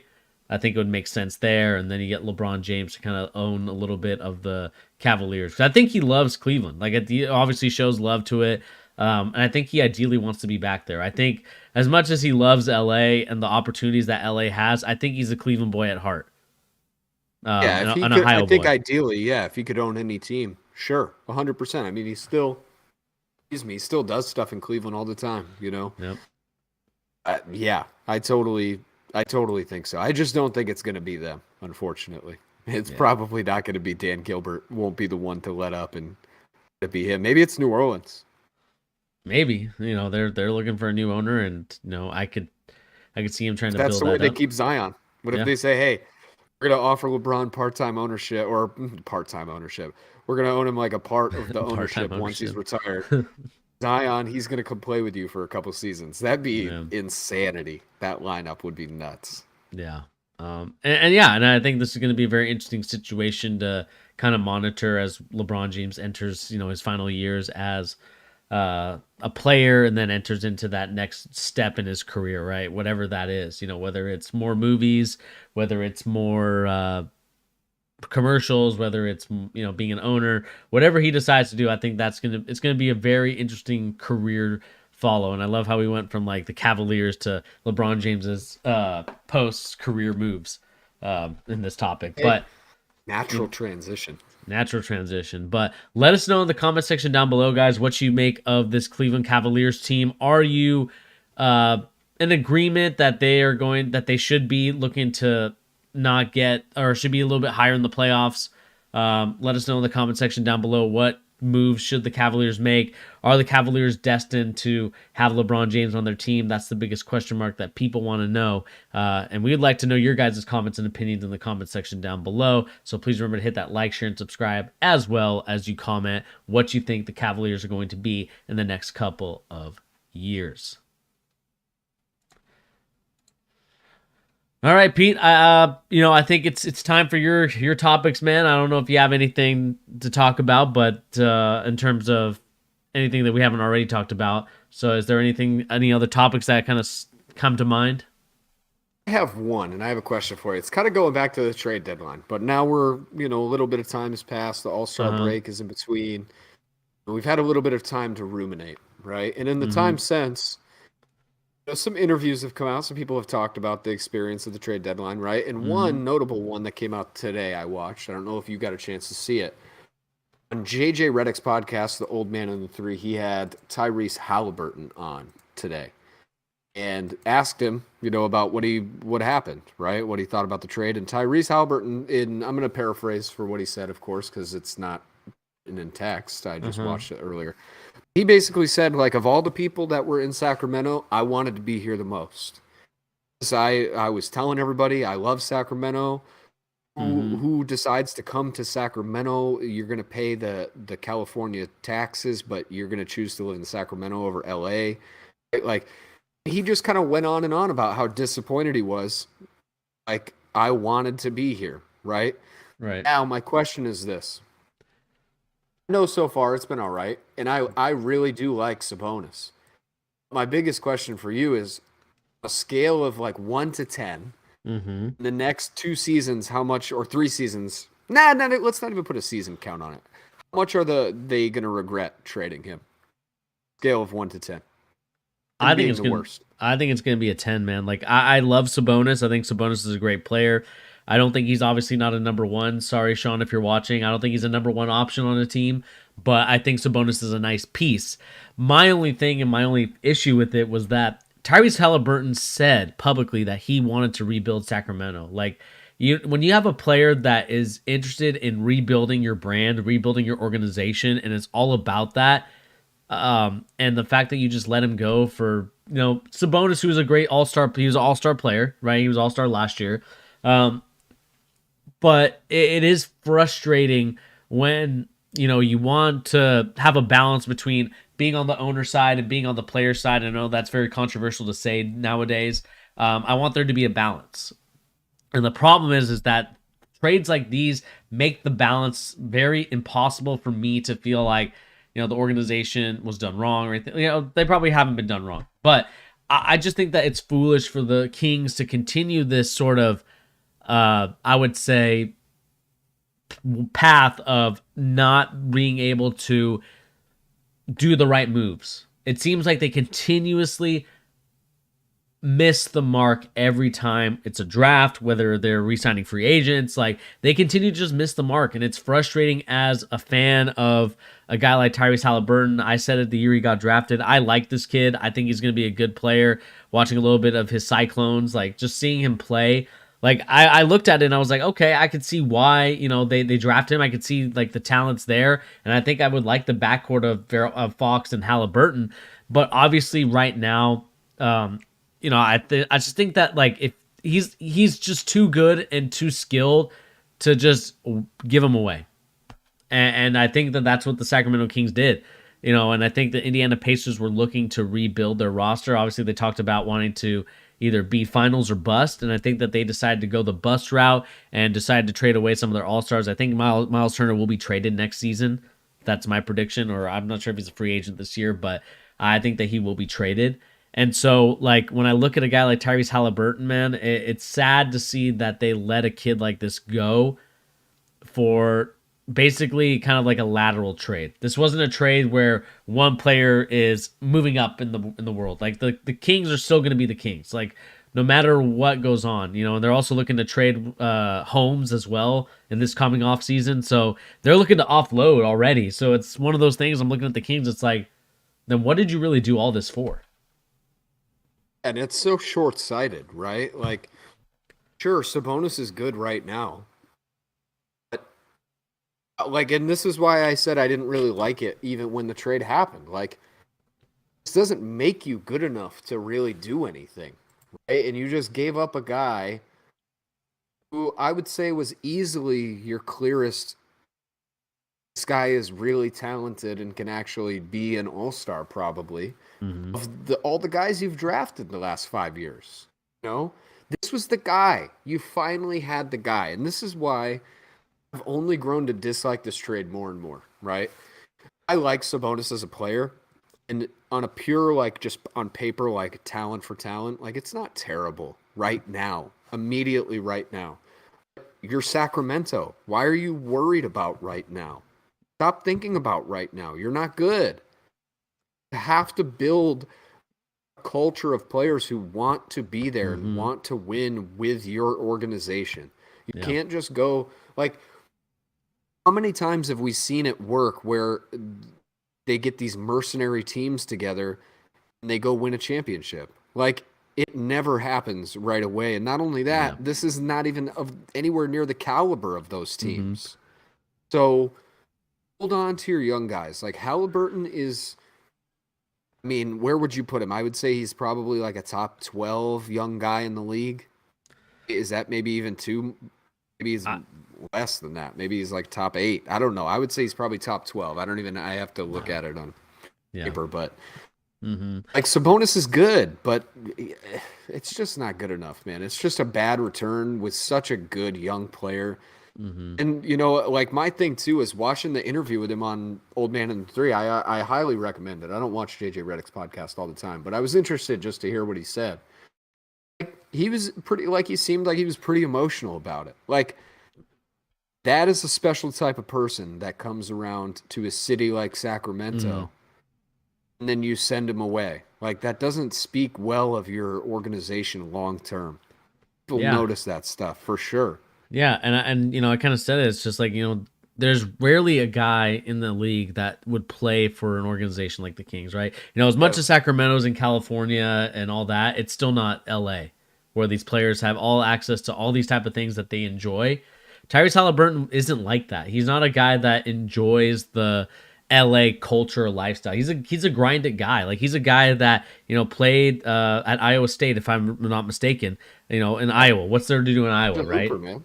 And so when I look at that and when I see a kid like that, just absolutely gives his heart out for any organization that plays him and wants to play the best. Like this is a guy that could potentially be a piece to your championship winning team. The problem with all this for the Kings again is that the front office and the management of the Kings has been god awful for the last 10 years. Like we're almost approaching the time, and in a couple years we'll be looking back again talking about, and we talked about this before, Pete, right? We said that the Kings won the trade, or they won the draft lottery when they got the number 2 pick, right? Because we all know that Ayton was coming out of that draft for Phoenix as the number 1 pick. So this was a perfect opportunity to get Luka Doncic and build your future with De'Aaron Fox. They went the other route. They went with the Marvin Bagley route. Okay, fine. You went Marvin Bagley. He obviously hasn't panned out, right? And now you got Tyrese Halliburton, another guard who, again, I looked at it and said, he might have a funky shot, but I think it goes in at a good, decent amount. It goes in at a good clip that I think that he could be a good player to kind of build your, I wouldn't say maybe your backcourt duo with Fox and Halliburton, and you just kind of fill in the rest and see if you can't get a score. And all this, okay, there we go. I think it did a little glitch and it's ready. Again, this kid is too damn important to build around, to let him go for Sabonis, who, again, is he going to change the culture for the Sacramento Kings? No. No player is going to change the culture of an organization that does not value winning basketball, that doesn't value getting players at the right time. I mean, we could look at the drafts that they've been drafting since 2010, right? They should have been able to get some of these guys. I think Klay Thompson was up there as one of those guys that they could have gotten. There's so many guys. Like I want to look back. Pete, why don't you talk for a little bit as I look back at their NBA draft? But I've been so frustrated with the Kings these last couple of years, man, that it's frustrating because I loved their Peja Stojakovic team with Chris Webber and Divac and all those guys. Like that was a fun team to watch. Like you're not creating that team. You're just not creating it. They don't have the team or the pieces to create a team like that. Like as much as you want to make Buddy Hield your Peja Stojakovic and your Chris Webber, I don't even know who they got if that could be their Chris Webber. I think they tried to make that Marvin Bagley. And then you have your guard and like Jason Williams and De'Aaron Fox. Like it's just not happening, man. I mean, regardless of basically all of it, like you said it, the biggest thing is passing Luka, like, or even Trey. I mean, we talk about Luka, right? Like even Trey, both of those guys change your whole outlook. Your whole perspective is different. And realistically, they're not only change your whole outlook of like, oh wow, this is actually just look at these guys are awesome, right? They change the perception of your whole team, your whole franchise. Luka would have changed Sacramento's everything about them, the way people looked at them as a team. They could have been another California team. Like, that's all it takes, right? Like, Sacramento is a very nice city if you go there. People always talk about it like it's this dog water town. Like, I actually, if I had to choose, I'd go there before I went to LA at this point in time. Yeah. Easily. No one chooses LA. Right now, you have to think about that. Like, that actually should matter to people. People always talk about LA as this, like, it is a mecca of the United States of, like, it's either that or New York City. But realistically, Sacramento's a nicer place to live in the same state. It has a lot of the same benefits, too. Yeah. And the same negatives, for that matter, too, but a lot less of them. That being said, all it takes is one guy to be good enough for your team to be relevant, say, hey, I actually love Sacramento. I love living here. Like, look at what Joe Burrow is doing for Cincinnati. Like, that city is growing at a rapid rate, not just because of Joe Burrow. That's not what I mean. But, like, he definitely is changing the culture, the perspective of the town. It's all about culture, being man. Cool. Yeah, that it really is. And if you have somebody who's just happy to be in the place they're at, God, man, that has to matter more to some of these teams. Like, really bothers me so much. Like you hear it all the time, even with people trying to make trades for their teams, right? Like one of the ones that always gets me, and I'm going to hit home close for you right now with your Celtics. I always hear all these people telling just everybody how they should trade Jaylen Brown, right? Like Everything I've seen and heard, Jaylen Brown likes Boston. Am I wrong? Like, He I feel loves like Boston. he's I think that the Jays. I mean, they had a podcast. Jason Tatum talked about the love it struggles there. of that team with Kyrie Irving, and why they didn't win a Yeah, championship. But this I think it goes back to that point. Like, why trade? Why trade a good thing? I mean, to kind of go back to another point, Pete. In their 2011 draft, they had a chance to get Klay Thompson. Who did they choose? The hottest guy in the tournament, Jimmer Fredette, at that time, and we all know how that turned yeah. out. Again, obviously if fans or buts, but still, they could have signed a lot of these guys. They could have signed Kawhi Leonard, or sorry, not signed, but uh, Sure, obtain or drafted him. draft. Yeah, Sorry, I'm trying to think of the word. Draft. They could have gotten Kawhi Leonard. They could have gotten Tobias Harris. I mean, there were so many probably guys. Giannis. I don't even know what their pick was that year, but probably that year too. I mean, let's see what year that was. Let me go back. What was that? 2010, 2011, Oh 2010? no, for Giannis, 2016, The 2016. 2015. I Let's must have been 2015 actually. let's Might have see been here. Joel Embiid and See where the I mean, they took Marquise Chris that year, right? And they had a chance to get their guy Sabonis a couple picks passed, later. passed You him know, up. Yabusele for the Celtics. um, Yikes. again, but they had a chance to get DeJounte Murray. They had a chance to get a lot of these guys that we look at today and are like, dang, that could have been a pretty good team. Like, and that's the thing too. If they wanted Sabonis this whole time, they should have just drafted him then instead of getting Marquise Chris. I don't know what need Marquise Chris was filling for them.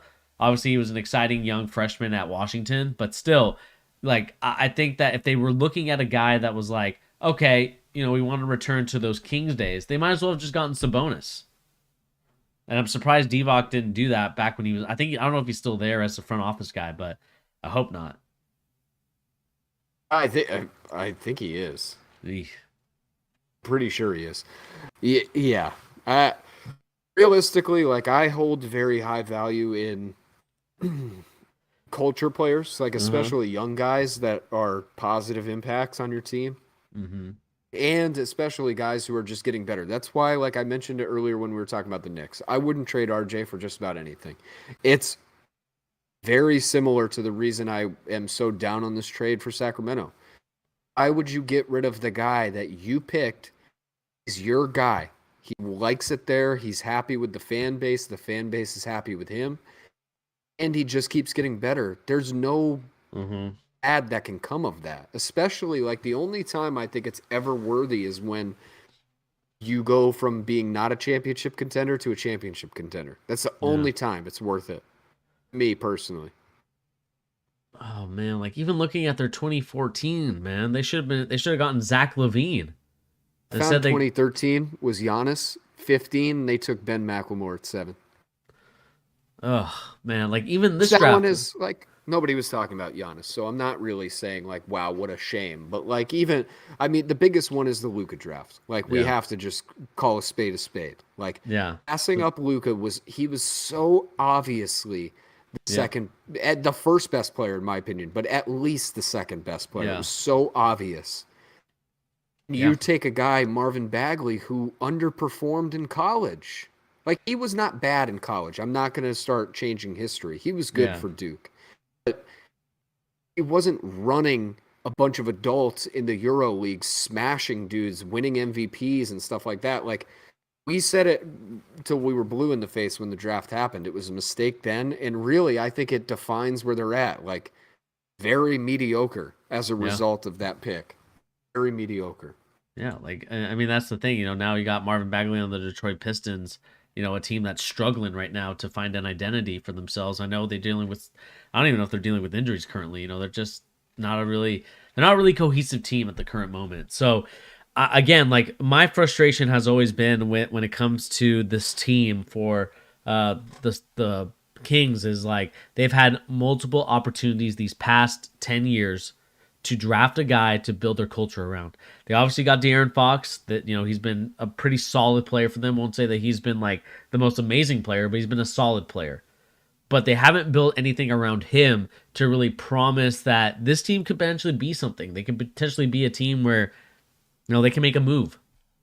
Make some noise in the playoffs. Maybe be a team that challenges in the West. I know it's a hard conference that they play in, but again, from my perspective, Pete, I have been just frustrated with the fact that this Kings team has continuously not lived up to their standards of what they built their culture on. If we remember those early 2000 teams, I know that for our younger audience, like they haven't watched probably those Kings teams, but those Kings teams to me built a culture of like just hard-nosed grinders, like guys that like Island of Misfit Toys essentially. And I think that you could have gotten that same swagger and culture drafting a guy like Luka Doncic, who was clearly above and beyond the best player in that draft. We stand him. We were looking at buying his Real Madrid jersey when he was still playing there. Like we were big on Luka Doncic when his draft year came up because we saw the potential. We saw what he could potentially be and what he is now. And what he still could be, right? He's still not done progressing as a player. Even Trae Young, I think, for that matter. Like, there are so many guys that the Sacramento Kings could have gotten, what they should have done.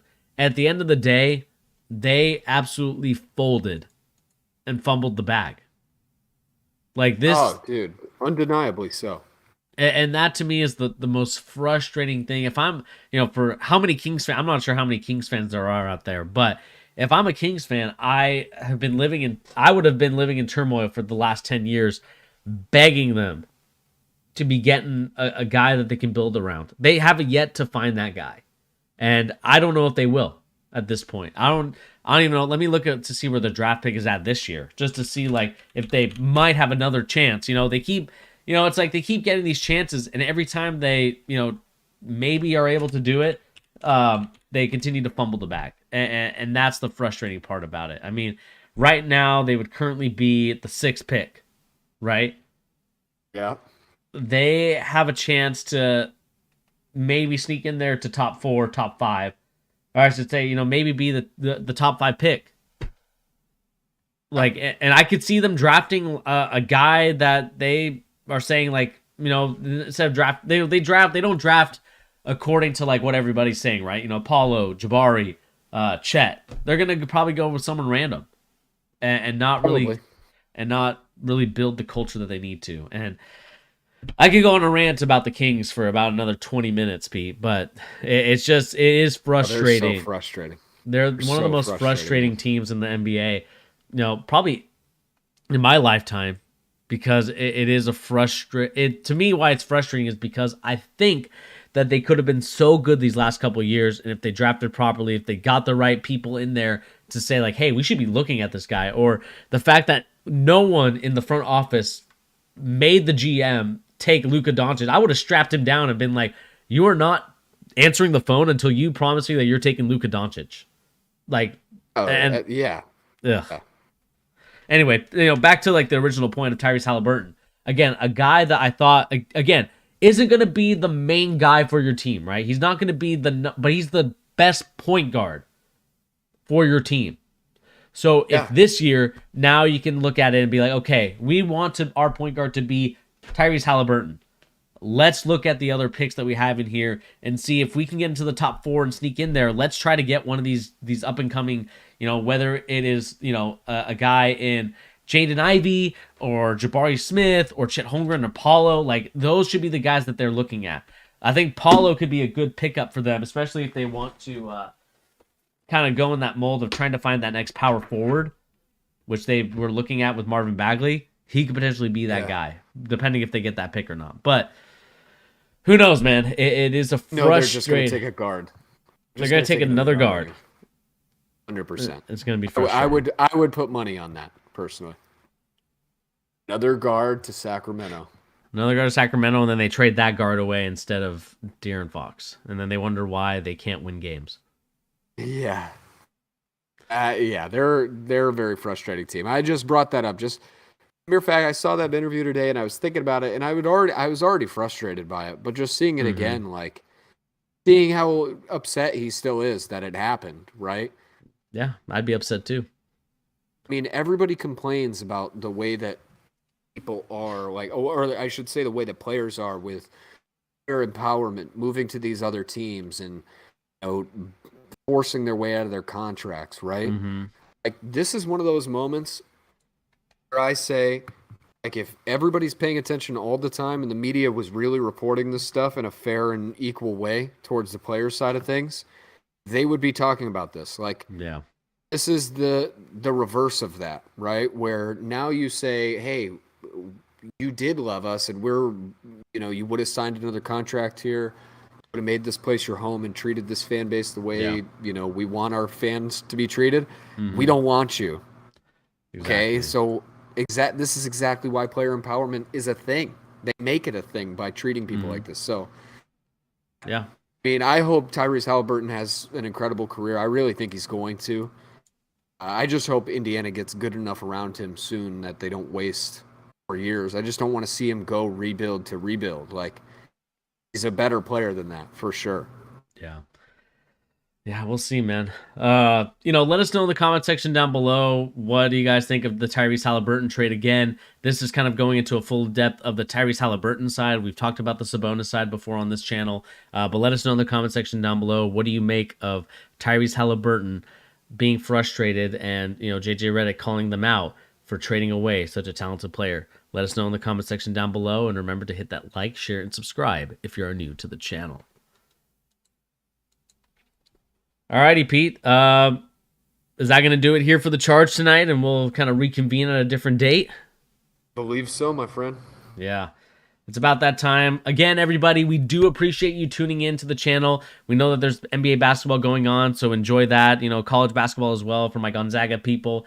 Chet Holmgren is playing currently, so we'll see how they play tonight. Obviously, I think there's going to be no issues there for them. But let us know in the comment section down below, what do you make of everything that has been going on that we talked about today? From the New York Knicks, which is almost an hour-long talk. We talked about the Cavaliers as well and LeBron James. And then, of course, we talked about Tyrese Halliburton and the Sacramento Kings and the trade that they made and how foolish it was to trade away such a young, promising guard in exchange for a guy that is a great player, but is he going to change the culture in Sacramento? Some will argue yes, like my boy Sean, and some will argue no, like me and Pete.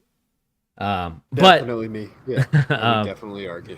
But the next time we come on, maybe it might be next week, or we'll probably reconvene a little bit. We're probably going to do a mock draft as probably our big talking point. So Pete, get your pencil out, get your pros and cons ready. We're going to talk about the first round picks. We're going to talk all the way from, I would say, 1 through 31 and just kind of see what guys are there.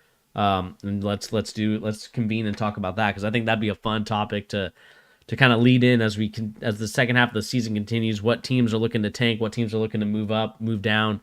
And I think looking at those draft picks and looking at those prospects would be a fun thing to do as we continue to move on. Let's get it, man. I'm looking forward to it. But with that being said, thank you once again for joining us here on The Charge, giving the latest NBA news and rumors and also basketball opinions. Please, guys, remember to hit that like, share, and subscribe button. Remember, the more subscribers, the more we can grow this channel. And again, I am trying to create this channel to make it a friendly community where you can come in, talk basketball, whether you're a coach, whether you're a player, whether you're just a super fan. It don't matter what. I want us to have a community here on The Charge. So please remember to hit that like, share, and subscribe. And like I said, let's get to that magic 1,000 number, baby. We're about less than 300 subscribers away. So please tell your friends, tell your family, tell your dog to subscribe. It don't matter who. Tell people to subscribe to the channel so we can continue to grow this channel and talk more about basketball and get everybody in the channel more involved. Again, shout out to Tyrese. I know he's doing exams right now, so hopefully you're watching this live later, or I guess not really live, but pre-recorded or whatever it is, and kind of enjoy your exams. Hopefully you pass those exams and kick butt on that stuff. So with that being said, after a long spiel and soliloquy, please remember to hit that like, share, and subscribe button, and we'll catch everybody on the next episode. Peace out, everybody.